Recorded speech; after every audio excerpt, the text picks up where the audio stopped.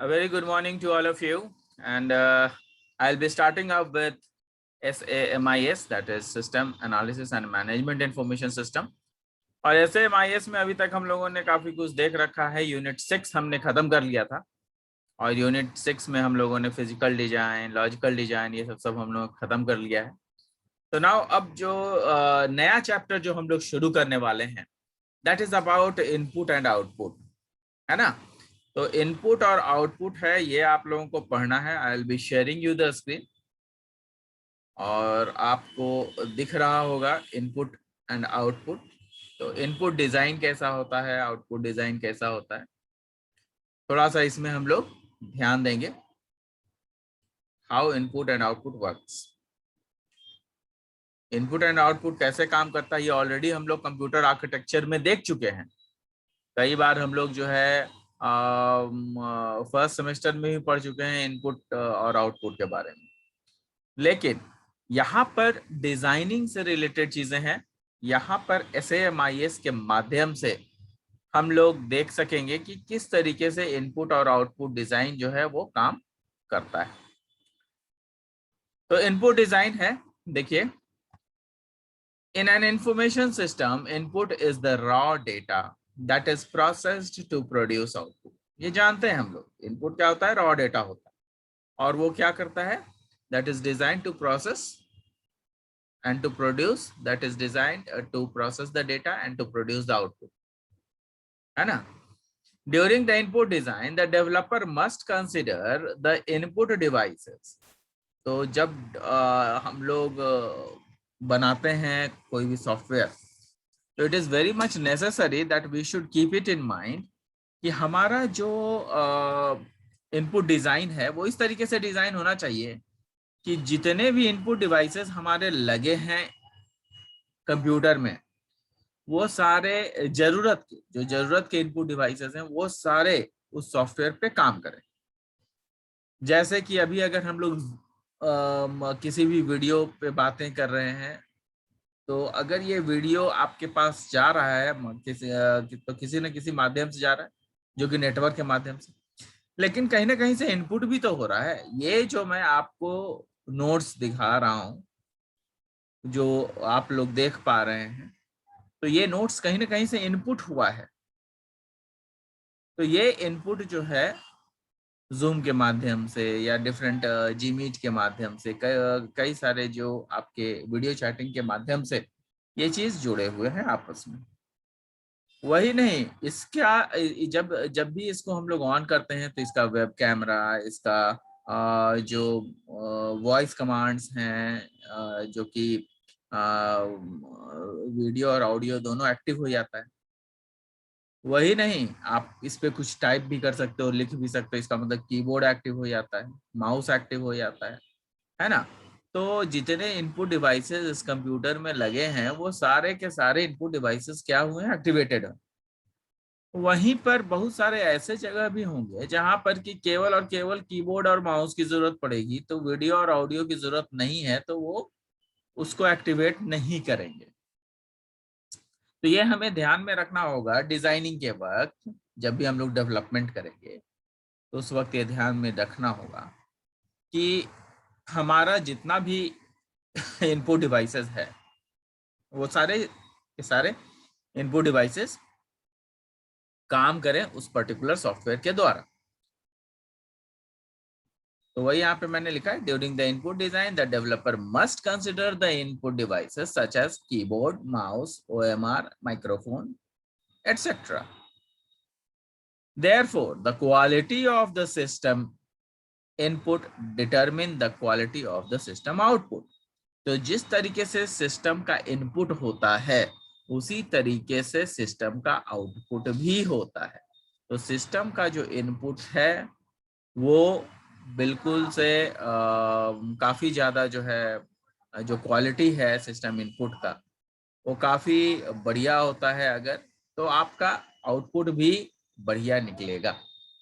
मतलब it will depend upon the input which is given to the computer and the output will be as much as good as the input is.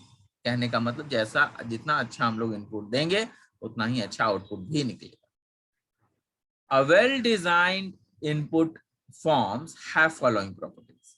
तो कुछ input forms हैं जिनके की following properties हैं जो कि यहाँ पे दिए गए हैं। सबसे पहला पॉइंट है, it should serve a specific purpose effectively such as storing, recording and retrieving the information.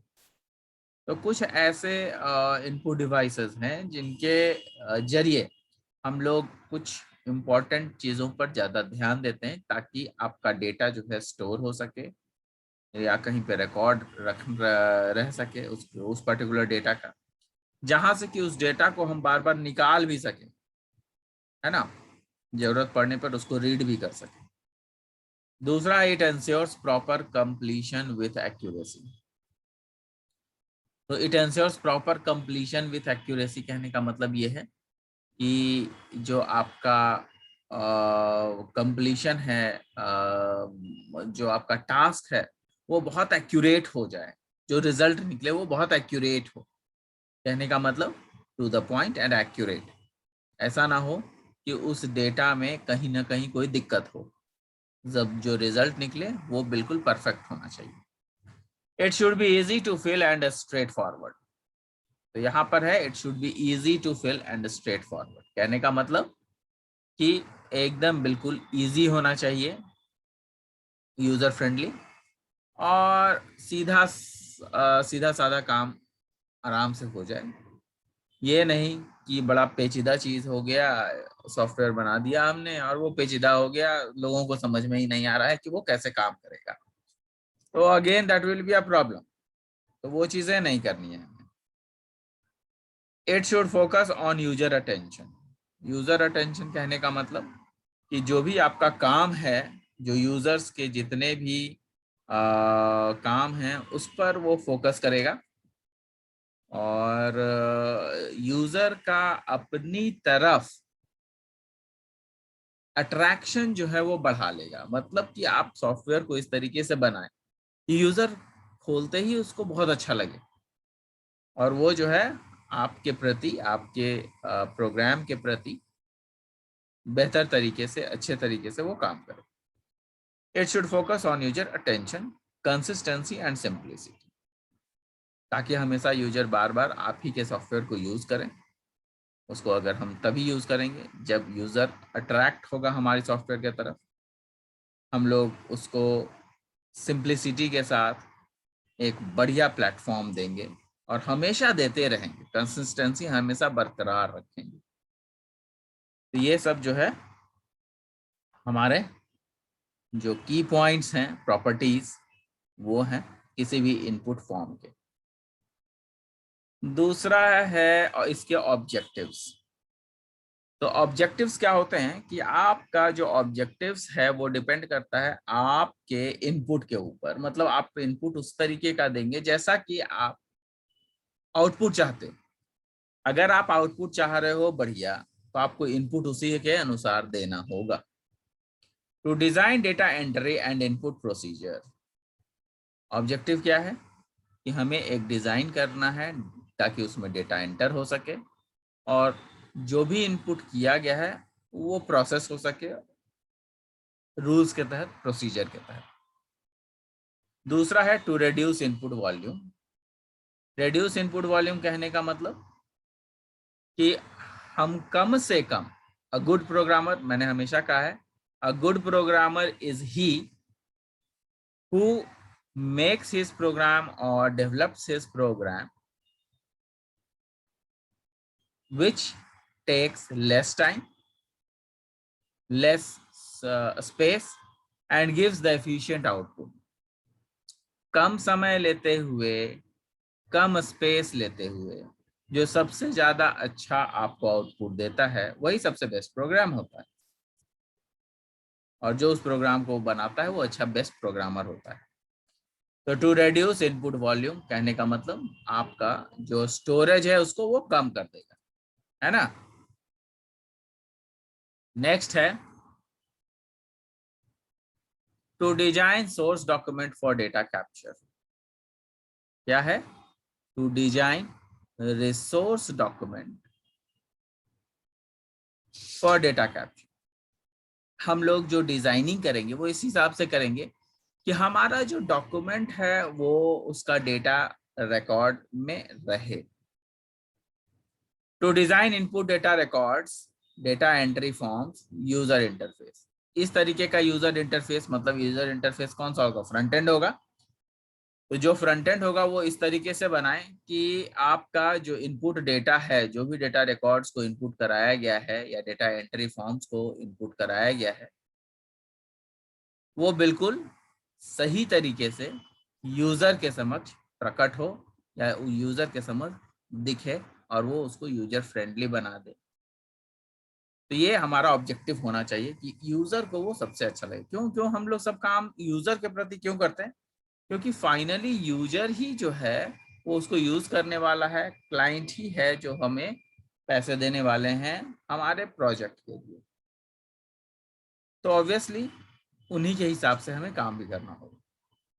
Next objective है to use validation check and develop effective input controls. तो यहाँ पर क्या कहता है कि टू यूज वैलिडेशन चेक कहने का मतलब कि जो भी हमारा वैलिडेशन चेक है, वैलिडेशन चेक कहते हैं कि जब भी सॉफ्टवेयर बनता है तो उसको वैलिड किया जाता है, उसको वैलिडेट किया जाता है। वैलिडेट कहने का मतलब कि हाँ, इन सब चीज़ों में जब टेस्टिंग होती है तो टेस्टिंग के दौरान पाया जाता है कि ये चीज़ इसका सही से काम कर रहा है, ये चीज़ वो चीज़ इसका सही से काम कर रहा है, तो उसको वैलिडेट करते हैं हम लोग। और वैलिडेट इस हिसाब से करते हैं ताकि जो है आपका जो सॉफ्टवेयर है वो सही तरीके से सही जगह पर सही काम कर सके। तो दैट इज कॉल्ड वैलिडेशन। तो हम लोग जो है जब भी काम करेंगे, जब भी सॉफ्टवेयर बनाएंगे तो उसका वैलिडेशन जरूर देखेंगे। हम लोग वैलिडेशन को चेक करेंगे ताकि जितने भी इनपुट कंट्रोल्स हैं वो सारे के सारे इनपुट कंट्रोल सॉफ्टवेयर के साथ काम कर रहे हों। तो ये आपका ऑब्जेक्टिव है, ठीक है। नेक्स्ट है डेटा इनपुट मेथड्स। तो अब डेटा इनपुट मेथड्स में यह है कि डेटा इनपुट जब हम लोग करते हैं तो कितने तरीके होते हैं भाई डेटा एंट्री के। तो it is important to design appropriate data input methods to prove an error while entering data. अब हम लोग जब भी डेटा एंटर करते हैं किसी भी सॉफ्टवेयर में, जैसे आप फॉर्म भर रहे हैं, तो फॉर्म भर रहे हैं तो आप तो डेटा तो डालेंगे ना उसमें। अगर जब आप डेटा डालेंगे उसमें तो डेटा डालने के लिए आप लोग को कीबोर्ड का यूज करना पड़ेगा, माउस का प्रयोग करना पड़ेगा। तो माउस और कीबोर्ड का जब प्रयोग करेंगे इसका मतलब ये है कि माउस और कीबोर्ड जो इनपुट हैं उनको भी इंक्लूड करना पड़ेगा अपने प्रोग्रामिंग में ताकि उसके जरिए हम लोग इनपुट करा सकें। तो ये आपको एक मेथड हुआ जिसमें कि हम लोग एप्रोप्रिएट डेटा इनपुट मेथड हम लोग कराते हैं कीबोर्ड माउस के जरिए, और उसमें कहीं पर कोई एरर नहीं आना चाहिए, है ना। हम लोग प्रिवेंट करते हैं मेथड्स टू प्रिवेंट एरर्स, उसमें कोई एरर ना आए उसके लिए पहले से हम लोग क्या करते हैं, वैसे मेथड को यूज करते हैं जिसके थ्रू कहीं कोई दिक्कत ना आए। These method depends on whether the data is entered by the customer in the form manually, but later data entered by data entry operators or data is directly entered by the user on PCs.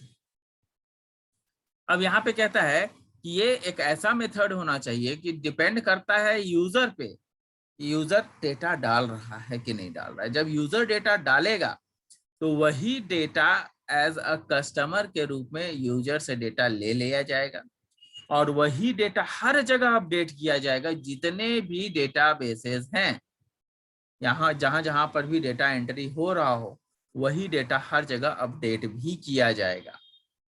तो customers in the forms manually, और हम लोग वो data manually fill up करते हैं और या फिर ऑटोमेटिकली भी फिलअप कर सकते हैं। अब कहिएगा कि डेटा ऑटोमेटिकली सर कैसे फीड हो जाता है, तो आपसे जब पूछा जाता है कि भाई तुम्हारा डेट ऑफ बर्थ क्या है, तो तुम लोग डालते हो कि भैया मेरा डेट ऑफ बर्थ 1998 है या 2005 है, कुछ ऐसा डालते हो। तो जब जैसे ही आपने डाला डेटा 2005 तो वो कैलकुलेट करके बता दिया कि अच्छा आपका उम्र 16 साल है। तो ये 16 आपने भरा नहीं है, but it has been automatically calculated, and that is the actual data which has been sent or which has been stored by the different input sorry by the different data storage components या फिर database. तो database में ये चला गया। तो ऐसे कई सारे चीजें हैं जो कि हम लोग मैनुअली भी डालते हैं और बाद में जो है हम लोग डेटा को ऑटोमेटिकली भी डालते हैं, or data is directly entered by the users on PCs. A system should prevent a user from making mistakes. System जो है बार बार आपको मिस्टेक ना करें उसके लिए वो प्रॉम्प्ट भी करना चाहिए। ऐसा सॉफ्टवेयर हमें बनाना है कि वो प्रॉम्प्ट करे कि आप मिस्टेक ना करें। इसका पहला पॉइंट है क्लियर फॉर्म डिजाइन। तो वो कैसे कर सकते हैं? जब भी आपका फॉर्म डिजाइन बिल्कुल क्लियर होगा, स्पेस बढ़िया से दिया रहेगा ताकि डेटा एंटर हो सके। तो वही चीज मैंने लिखा है, clear form design by leaving enough space for entering data. Second point है follow the instruction to fill the form. Follow the instruction मतलब जितने भी फॉर्म्स फिलअप हो रहे हैं उसके सारे इंस्ट्रक्शंस को बहुत अच्छे से हम लोग बहुत अच्छे से हम लोग समझेंगे, पढ़ेंगे, ताकि हमारा डेटा सही से हमारा डेटा सही से एंटर हो सके। कैसे? क्योंकि कई बार आप देखते हो कि फॉर्म भरते हो तो उसमें रहता है कि अच्छा फोटो डालो, फोटोग्राफ्स के लिए रहता है, आपका साइन के लिए रहता है। तो जब फोटोग्राफ और साइन होता है उसको जब आप डालते हो तो फोटोग्राफ का साइज भी फिक्स्ड रहता है। ऐसा नहीं कि कोई फोटोग्राफ उठाया डाल दिया, उसका साइज 50 रहता है। 50 KB से लेकर के 100 KB तक के बीच में ही फोटोग्राफ होना चाहिए, या लेस देन 100 KB होना चाहिए, लेस देन 50 KB होना चाहिए, सिग्नेचर का भी लेस देन 50 KB होना चाहिए। तो इस तरीके का जो हम लोग रूल्स फॉलो करते हैं, that is the actual beauty of the software, है ना।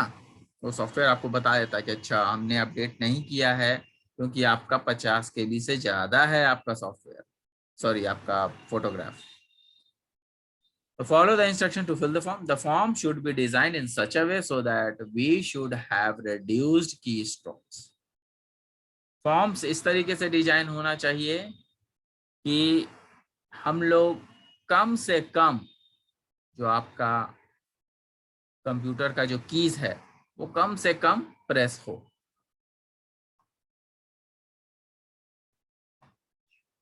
Next point, immediate error feedback should be generated. और जैसे ही हम लोग काम करें तो उसका एरर फीडबैक तुरंत दे दे आपको। जैसे जैसे ही फोटो आपने अपलोड किया तो लिख देता है फोटोग्राफ्स अपलोडेड, सिग्नेचर अपलोडेड। जैसे ही फॉर्म सबमिट किया तो लिख देता है your form has been successfully submitted. तो these are the messages which we give which we are given by the software. तो ये सॉफ्टवेयर क्या करता है कि आपको बता देता है बढ़िया से कि हाँ आपका काम हो गया है। तो दिस इज वेरी नेसेसरी। तो this is all about input. Input design में यही था कि हम लोग इनपुट डिजाइन होता क्या है, उसके प्रॉपर्टीज क्या हैं, उसके ऑब्जेक्टिव क्या हैं।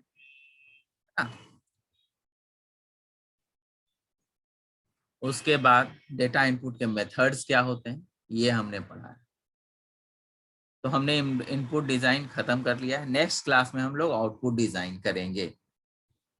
तब तक के लिए गाइस स्टडी हार्ड, पढ़िए, और and I hope that you all be having a good concept of SAMIS. Take care, have fun. I'll be continuing in the next class with output design. Thank you guys. Bye bye. Have a nice day.